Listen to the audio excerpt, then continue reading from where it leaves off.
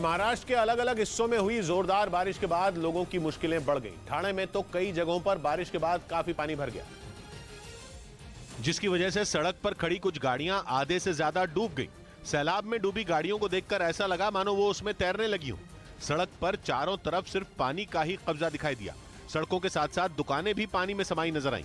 जोरदार बारिश ने कुछ ही देर में ऐसा कहर बरपाया कि लोगों का पैदल चलना भी मुश्किल हो गया।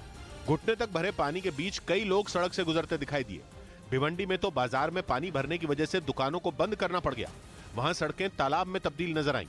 पानी के तेज बहाव के बीच कई लोग जान जोखिम में डालकर सड़क से गुजरते दिखाई दिए। और ऐसी ही तस्वीरें मुंबई से भी सामने आई। वहां सड़कों पर तो सैलाब का सितम दिखा ही, साथ ही रेल की पटरियों पर भी पानी भर गया, जिसके बाद ट्रेनों की रफ्तार थम गई। जोरदार बारिश के बाद कई हिस्सों में पटरियों पर इतना पानी भर गया कि कई लोकल ट्रेनें लेट हो गई। ट्रेनों के लेट होने से लोगों को काफी मुश्किलों का सामना करना पड़ा। मुंबई में कुछ घंटे की बारिश के बाद वहां की सड़कें भी तालाब में तब्दील दिखाई दी, जिसकी वजह से कई हिस्सों में ट्रैफिक थम गया। जगह जगह पानी भरने के बाद कोई हादसा न हो, इसलिए प्रशासन ने लोगों को अलर्ट कर दिया। मुंबई वालों को साफ तौर पे कहा गया है कि वो जब तक बहुत ज्यादा जरूरी ना हो तब तक बाहर न निकलें।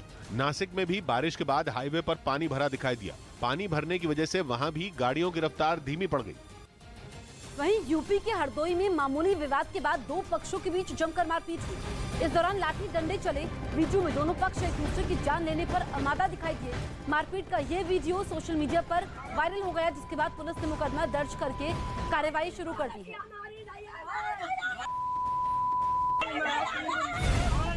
दिल्ली में नई शराब नीति पर बवाल थमता नहीं दिख रहा है। नई शराब नीति के तहत केजरीवाल सरकार ने शराब कारोबारियों का कमीशन 2.5% से बढ़ाकर 12% किया था। बीजेपी लगातार इस मुद्दे पर दिल्ली सरकार पर हमलावर है और इसी कड़ी में दिल्ली के प्रगति मैदान में भी प्रदर्शन किया गया, जहां बीजेपी के सैकड़ों कार्यकर्ता मनीष सिसोदिया के घर का घेराव करने के लिए निकले, लेकिन बीच रास्ते में ही उनकी पुलिस से झड़प हो गई। उन्होंने रास्ते में की गई बैरिकेडिंग को पूरा जोर लगाकर हटाने की कोशिश की।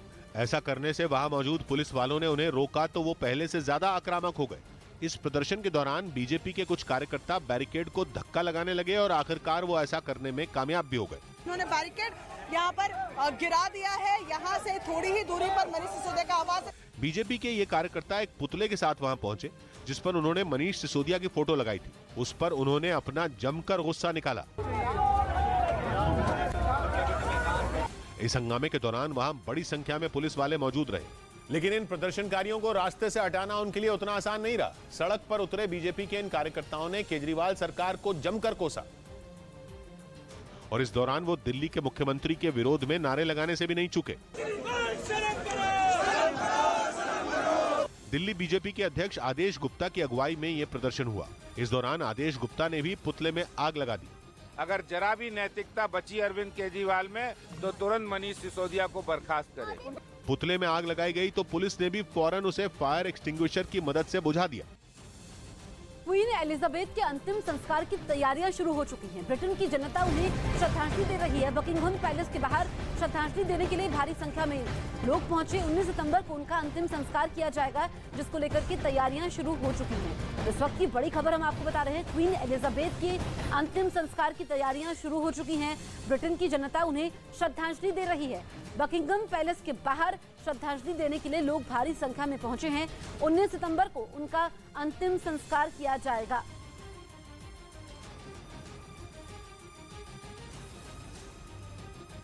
तो गम में डूबी ब्रिटेन की जनता और ये दो तस्वीरें आपके सामने हैं। किस तरीके से महारानी को अंतिम विदाई देने की तैयारियां शुरू हो चुकी है। वहां पर बकिंघम पैलेस के बाहर लोगों का हुजूम उमड़ पड़ा है। काफी दूर दूर से लोग वहां पर पहुंच रहे हैं और शोक व्यक्त कर रहे हैं, महारानी को याद कर रहे हैं, क्योंकि 96 साल की उम्र में उनका निधन हुआ है। ऐसे में जो वहां पर राष्ट्रीय शोक है उसको लेकर के लोगों में गम का माहौल है। मायूस चेहरे, माथे पर शिकन, गम में डूबे हैं ब्रिटेन के लोग। अपनी महारानी को श्रद्धांजलि देने के लिए बकिंघम पैलेस के बाहर भारी संख्या में लोग पहुंच रहे हैं। बारिश भी उन्हें क्वीन एलिजाबेथ को श्रद्धांजलि देने से नहीं रोक पाई। लंदन के बकिंघम पैलेस के अलावा बर्कशायर में विंडसर कैसल के बाहर भारी भीड़ जमा है, जो महारानी को भावभीनी श्रद्धांजलि दे रही है। उनके नेक काम, उनकी मजबूत शख्सियत को याद किया जा रहा है। COVID, when we was at one of our low moments, she came on television and she said, we will get through this. You will meet your family and your friends, and so I'm sure her words and her memory will be in everybody. Queen Elizabeth को शाही gun salute भी दिया गया। उन्हें हर साल के हिसाब से 96 round की फायरिंग के साथ सलामी दी गई। आपको बता दें कि महारानी का निधन 96 साल की उम्र में हुआ है। पाकिस्तान में आई बाढ़ के कहर से 5000 साल पुरानी सभ्यता की गवाही देने वाला मोहनजोदड़ो भी नहीं बचा।